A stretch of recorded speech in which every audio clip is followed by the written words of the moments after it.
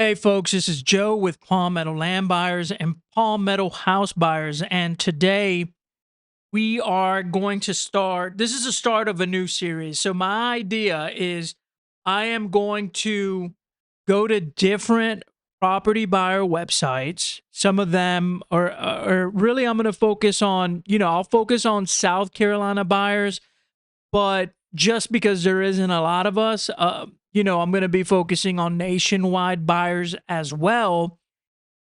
And the point of this is I want to educate the public. I want to educate sellers that are interested in working with buyers like myself, like propertycartwheel.com here. Normally what happens,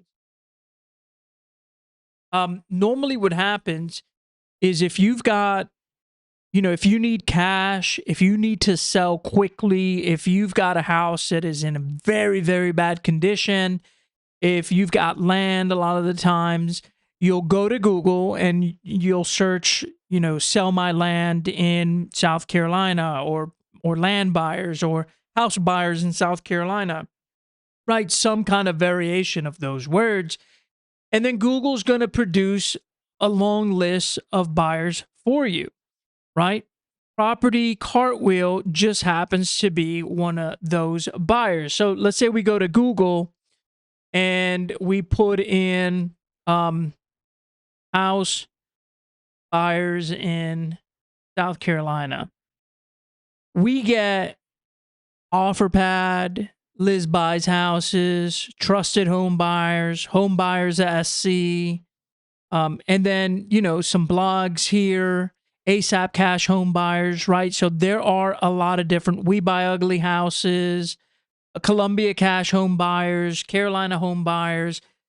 The list is numerous, right? It goes on and on and on and on for several pages. So, we just jump to the fourth page and you see Carolina's Home Buyers, ASAP Cash Offer, right?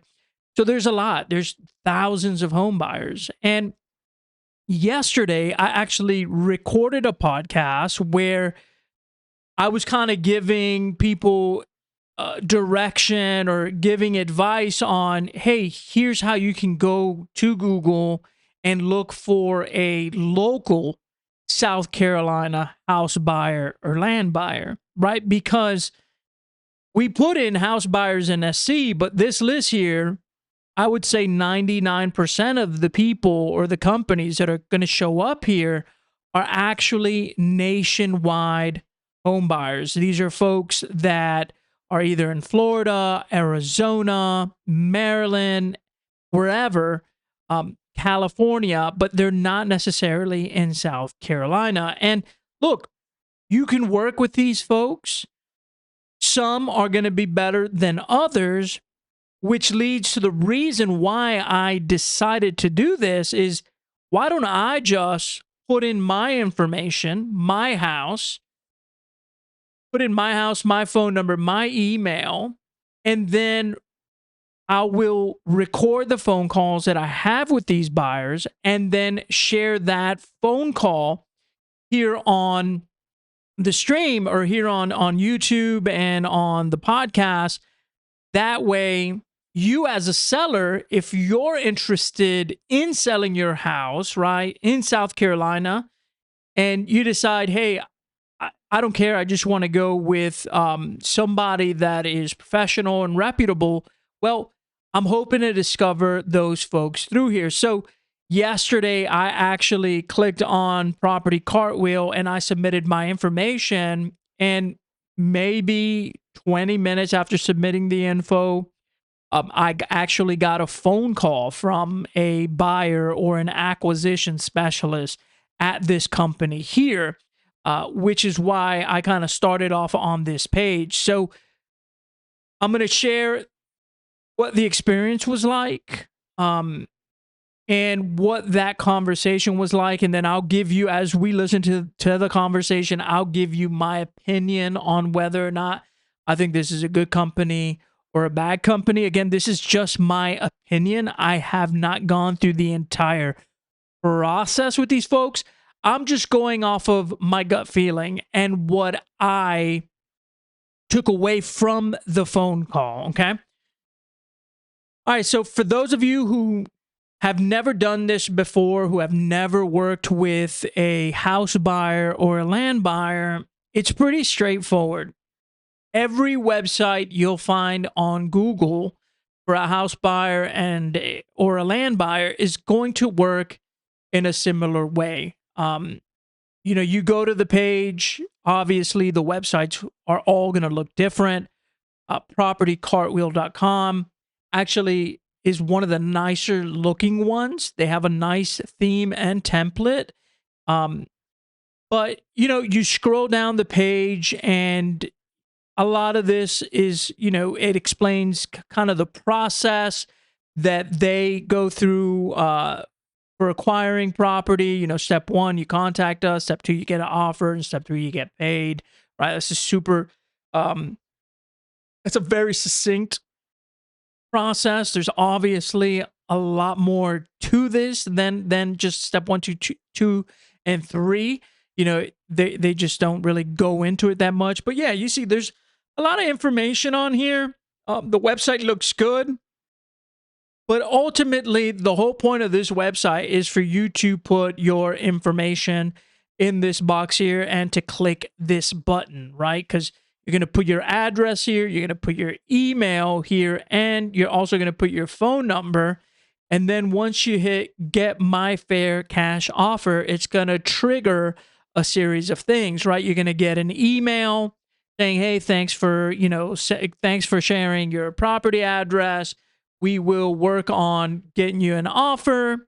And then they also have your phone number. So somebody at the company, whether it be the proprietor or an acquisition specialist or a buyer of some sort, will call you to talk about your property further. And so, like I said yesterday, I was doing a different kind of a YouTube video where we were going through a long list of buyers just trying to find someone in South Carolina. And we happened to come across Cartwheel. And while we were here, I just went ahead and I submitted my information. So after I did that, I got an email within like a minute or two. Then I got a second email, all kind of boilerplate, thanks for reaching out. Someone will be in contacting you soon. But then about 20, 30 minutes later, I actually got a phone call. And so I had the ability to record that phone call. And that's what I want to share now. The phone call, I'm going to jump like about 30 seconds in because when I first started recording, I had my phone laying on the table. This mic really only picks up sound here in the front. So you'll notice that when we actually jump into the conversation, it's about 30 seconds into it. So I'll go through some questions with you. Let me catch you at a bad time. No, right now is a good time. Yeah. Okay, perfect. So I'll go through some questions with you.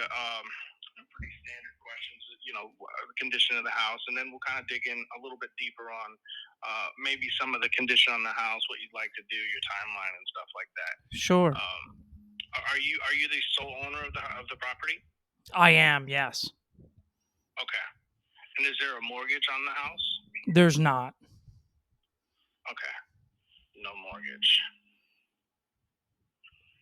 And all right, so these questions are pretty standard, right? He's asking me, are you the sole owner? If there's more than one owner, then, let's say if I owned it with a business partner or with a relative or a spouse or something like that, then everyone will need to be on board to sell, right? One person cannot just sell the property. If I owned it, let's say with my brother, my brother would also have to agree to sell.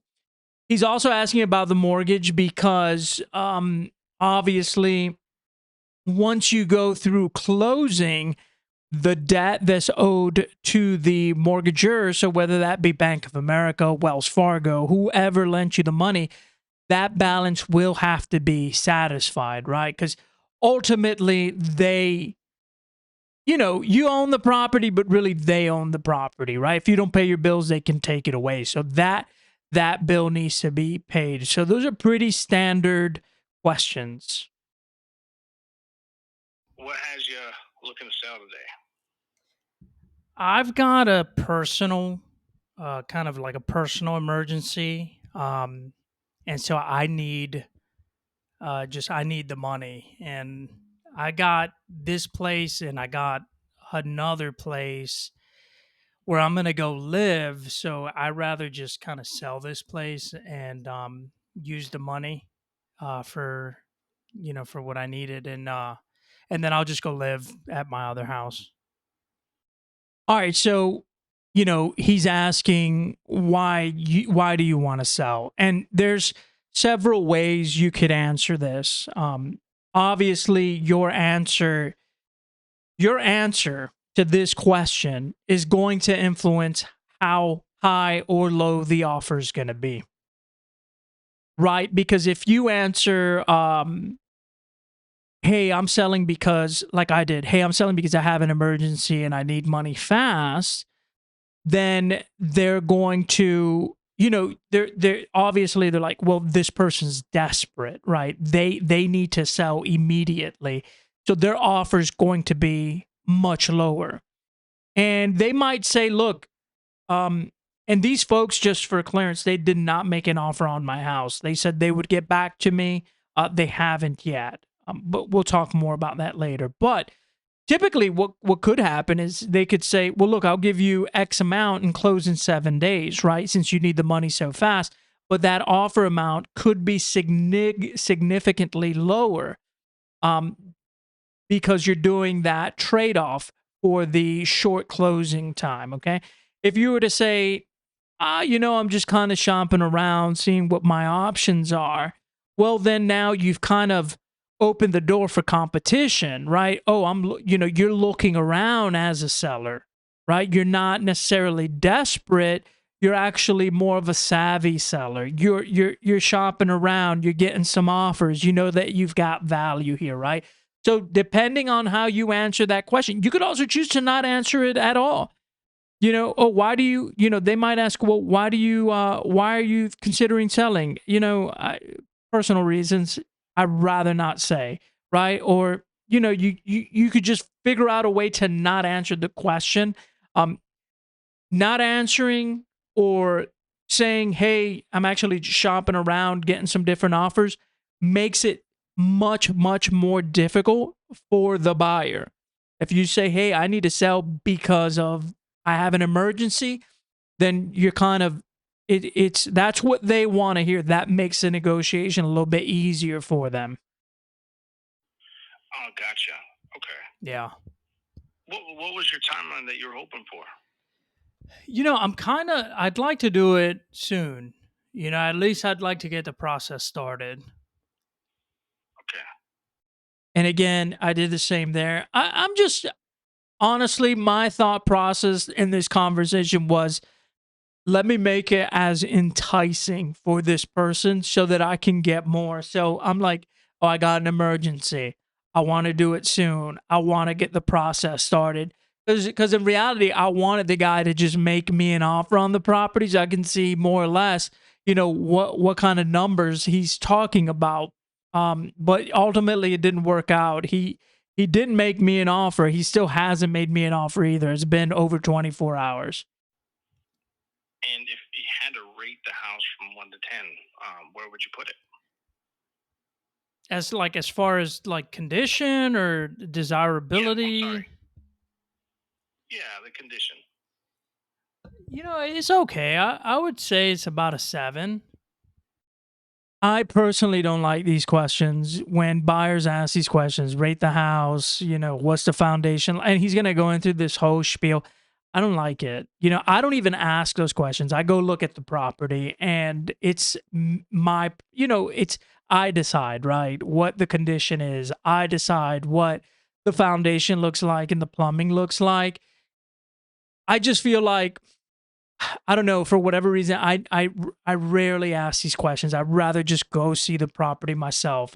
In this case, these folks are out of Arizona, so I know that he can't physically come and see the property. And if he were to send somebody, we would have signed like some sort of contract or something, right? Because he'd have to actually pay somebody to come and look at the property. But I answered 7, right? So it's like not excellent condition.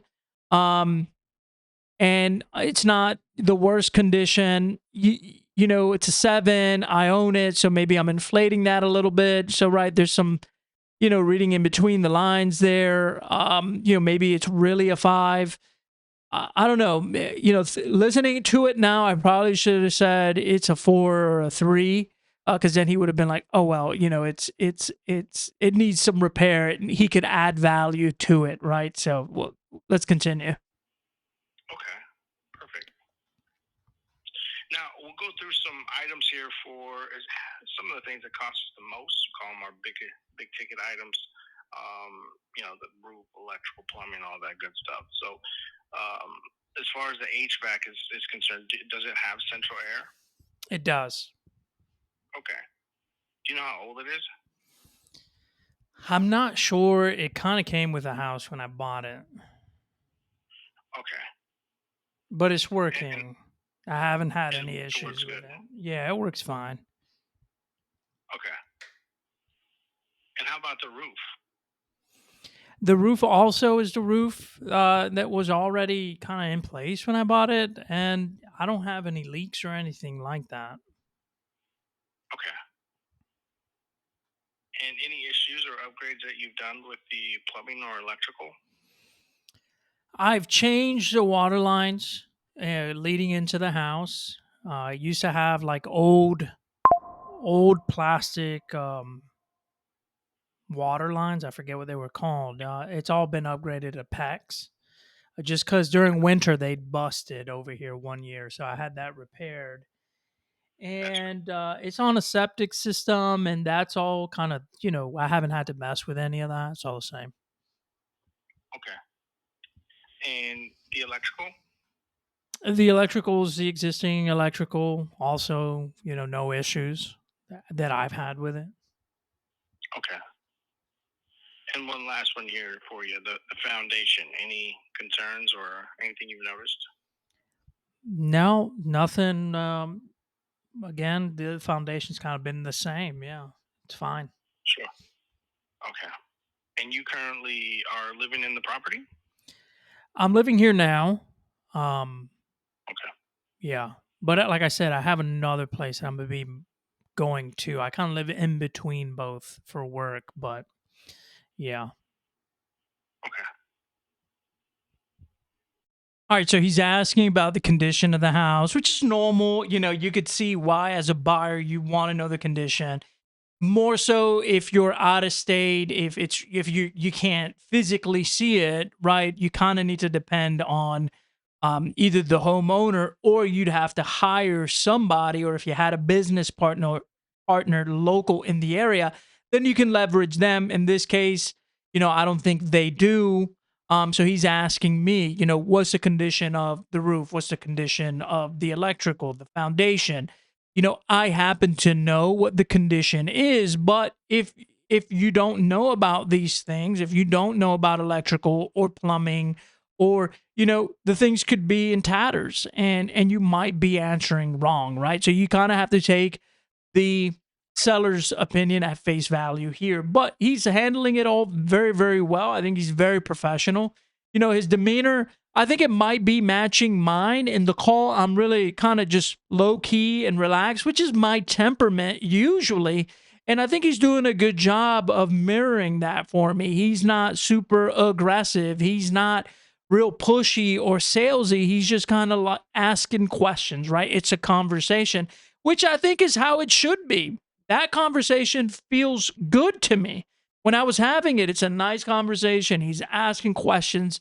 He's not pressing on, numbers and getting it sold, and ABC always be closing.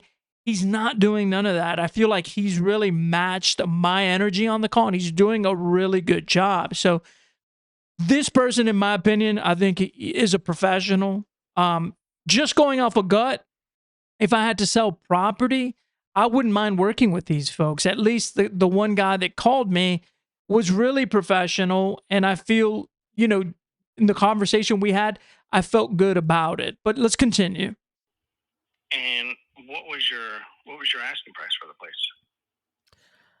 I'm open to offers, honestly. All right, I could have made it easy for him and give him. I could have given him a low number, right?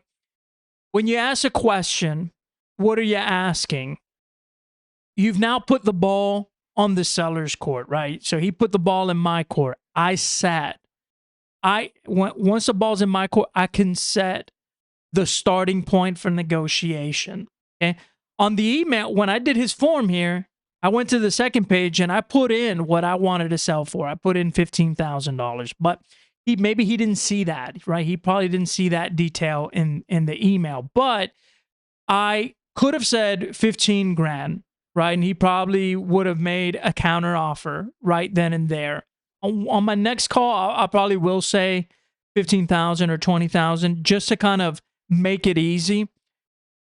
I instead, he served it up to me. Hey, what are you asking for? And I sent it right back. I go, I'm open to offers, right? So that was my counter. I'm open to offers. So now I've put the ball back in his court, right? I've given him now an assignment.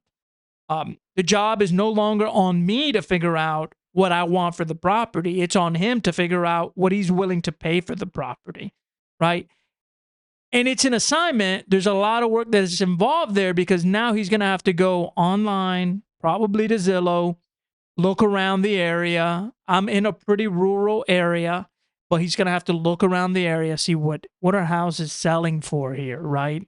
Does this guy have a mansion? Does he have something that's worth $1 million, or does he have a little tiny crappy home in the middle of nowhere that's worth, $10,000? Unfortunately, my house is near the lake, right? I got lake view. It's not on the lake, but it's definitely not worth $1 million. So, and I'm out in the country, right here in Waterloo, South Carolina. But yeah, so he gave it to me, and I could have gone the easy route and said I want 15 grand, or I could have said I want 20 grand or 12 grand or 50 grand, whatever, right? I could have given him a number, which would have established a starting point. But instead I said I'm open to offers, right? So let's continue the call. Okay. And did you have any photos of the house? I can take some. Okay. So I'll look at and see. So here's what we look at for a property. So it's either going to be one of two things, right? So it's going to be a rental property, or it's going to be a property that we buy and then, of course, put some money into it and then just put it back on the market. So what I would do is I would go through here and kind of see what I can find. So he says, look, there's two things I can do with the property, right? Here's what he's like, look, here's what we do. We do two different things. We're either going to buy it and make it a rental, or we're going to buy it, put money into it, right? So fix it and then flip it for a profit, right? And he'll say flip here shortly. He says that flip is the common nomenclature for or the common name for what he's talking about, which is true. Everybody knows it as a flip, right? Because it's on TV, people, house flippers and all, excuse me, and all that good stuff. Here's the thing. He didn't say this, but I know that a lot of these guys do this, and I've even done this myself, right? Because sometimes you get a piece of property that, you got it at a good price, and it's maybe not necessarily something that you actually want to buy, or maybe you have a colleague that is interested in that area. And so what you do is you can assign the contract for a fee. This is called just, in what people call this is wholesaling, right? Where you get the property under contract for $20,000. And let's say you have a colleague who happens to be buying in Waterloo, South Carolina, and he buys in the area, or she buys in the area, and you say, look, I got this property under contract for $20,000. I'll sell you the contract for a $5,000 fee, right? If the property is still undervalued, right? If it's under market value, then it's worthwhile for that second investor to pay the $5,000 fee and acquire the property. Now, he doesn't say they do that, and I don't want to necessarily say that Property Cartwheel does that and will do that. I want to more say that some of these buyers um, might do that, right? And actually, some of them build websites just like this with the sole purpose of doing that. Now, we'll take him at his word, and he's saying that, hey, we do two things here. We're either going to buy it and rent it, or we're going to buy it, fix it, and sell it. So we'll take him at face value. And you kind of use that as our basis for what our offer would be based on the condition of the house that we've, kind of talked about here. So I did look up the population here. I don't imagine that it's going to be a bustling town where It's not. things are selling left and right. Doesn't look like the population is very dense, but it is about an hour and some change from some major cities, so that can be. So here's the thing, right? I like this guy. I like the conversation. It wasn't a pushy conversation. My impression with this company is they've got, at least if he's the owner, he seems like a nice guy, like a good dude, but he's not. He's from Arizona. I want to say these folks are from Arizona. I'm almost sure. Let me double check. Out us, 602. These guys aren't from here. They're in Arizona. And look, the biggest city, the biggest town. I'm in Waterloo, South Carolina. As we speak, I'm here now in the house that that we're talking about. Greenwood, South Carolina, which has two Walmarts, which is a lot of Walmarts to have. Two Walmarts within like 5-minute drive of each other. A lot of restaurants here. You got two Chick-fil-A's here. So this ain't like a rinky dinky, and Greenwood's maybe 15 minutes away. He probably looked at Google Maps and saw Greenville, which is an hour, and Greenville is a major metro center, maybe similar to Phoenix or Scottsdale or whatever's in Arizona. Greenville's bigger. It's like Columbia or like Charleston. So this is where, if you're talking to somebody who's local to South Carolina, Waterloo, most people in South Carolina probably don't even know that there's a Waterloo, South Carolina, but you look at a map and you see Greenwood and you probably know, hey, Greenwood, right? Emerald City. There's people there, right? There's actually life there. Where I'm at right now is the country, but he doesn't know that. So he sees Greenville as the nearest town or the nearest big city, which is not true. Greenwood, South Carolina, 15 minutes away from here. Again, two Walmarts, two Chick-fil-A's. There's like Applebee's, there's food, there's restaurants, there's a Publix there, there's Lowe's, there's civilization there. So he doesn't know that because he's not from here. Can be helpful. Okay.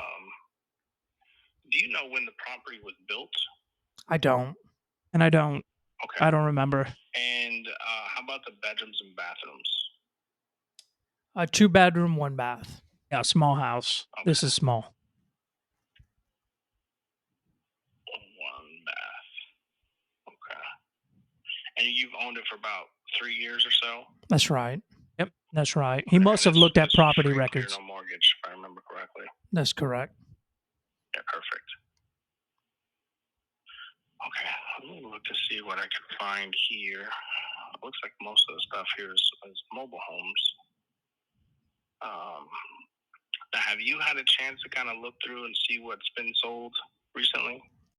So again, he's struggling. He's not able to find anything. I'm in a small town. This is not an easy town to comp, to find comparable properties, because that's how folks come to price, right? They look at what your neighbor's house sold for and what the other neighbor's house sold for. And then, if one sold for 100 and the other one sold for 110, another one sold for 95,000, more or less, hey, this house is probably worth between 95, 100, 110,000, right? Same neighborhood, similar size houses, right?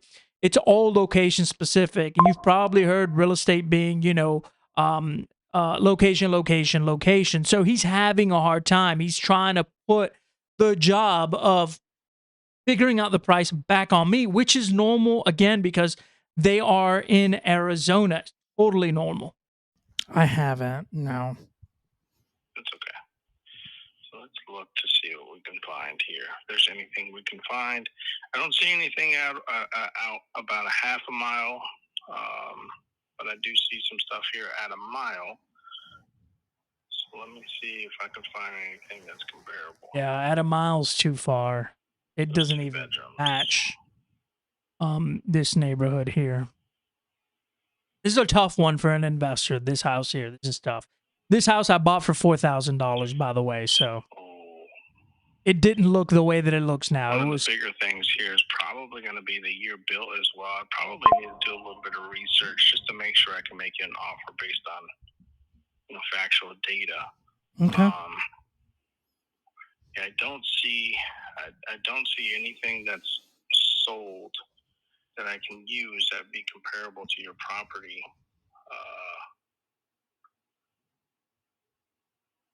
Yeah, so I have all the information that I would need to kind of look and see if we're going to be a good fit. I don't want to keep you much longer. I promise you I wouldn't. So I'll do some due diligence here, see if there's some numbers that would make sense for both of us, and I can let you know. Okay. Can you just tell me how this all works though? How would it work? What does the process look like? Sure. So if we found some properties that we could use, we'd make you an offer. If the offer was accepted, what we would do next is we would send you an offer out through DocuSign. You sign your side, we sign our side. And then the next step would be usually within that first week after receiving those documents, we would send out our guy to go take a look at the house. If everything's the way that we've kind of anticipated it to be, we'd move forward with closing. And closing, our average close time is about 3 weeks. Our contract that we send over is typically for 30 business days, and it helps us kind of clear up any kind of title work issues or anything that's outside of our control.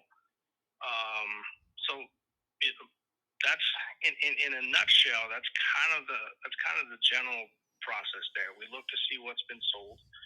We're going to look at one or two ways: a rental, or I hate using the word flip, but most people understand that. And then from there, we would make the offer based on the information we received from you. Okay. So and you said you'd send an inspector over. Is that what you said? Yeah, if an offer was made and accepted, and both the company and yourself have signed an agreement, the next step would be to send out an inspector. Okay. Yep. And an inspector could be, more detailed photos. It could be, hey, I want to look at the AC a little bit more. It's not always a, full, thorough, deep inspection. Gotcha. Okay. Yeah, so give me a few here to kind of go through this. There's quite a bit of data here to try to cipher through, and so I want to make sure we can give you an educated offer. Hey, okay. Well, look, I appreciate you calling me so quickly. Thank you. Sure. Alrighty, Joe. Talk to you soon. See ya. Bye. all right, guys. Look, so overall, my opinion, I think this man here that I spoke to I think he's a professional. I would, if you have property that you're considering selling and you want an offer, I'd highly recommend calling them. I had a great experience with this guy. He doesn't know who I am. He doesn't know that I'm familiar with the process. Everything he said is right, legit, and true. I asked him, what is the process? He's, we'll determine a price. We'll send you an offer through DocuSign, which is totally standard, right? You sign your end, we sign our end. Then we'll send an inspector, right? That's just somebody he's going to hire to come to the house, to take a look at the inside, take pictures of the inside of the house, take pictures of the roof, take pictures underneath the house. It may very well be a property inspector that's going to go do a whole inspection, right? Totally normal. And then they go to closing, right? If the inspection comes back and it's like, well, the house is in shambles, or the house is on fire, the house is not what he said it was, then at that point they might revisit negotiation and say, look, the house is worse than you said it was. We can't do what we initially promised you, and they might renegotiate again. Again, totally normal, right? If I say the house is a 10 and they come and look at it and it's a 2, he might say, look, I offered you a price for a house is in 10 condition, right? It's a 2 condition. The roof's collapsed, right? Those are all extra expenses that we weren't planning for in the initial offer. So they might renegotiate. So everything he's saying is, in my opinion, above board. Like I said, usually if you deal with a wholesaler, they would have tried to lock you into a contract right there. They would have tried to lock you into a price right there. No consideration taken whatsoever as far as your time as the seller. He was at least courteous enough to say, look,